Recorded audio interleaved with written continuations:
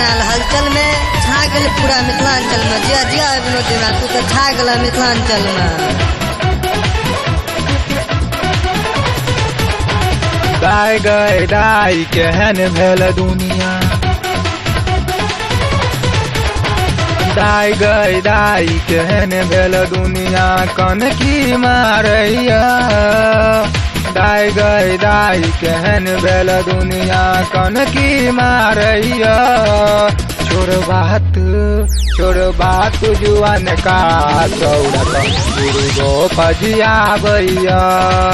छोड़ बात जुआन का चौड़क गुरु फजिया भैया।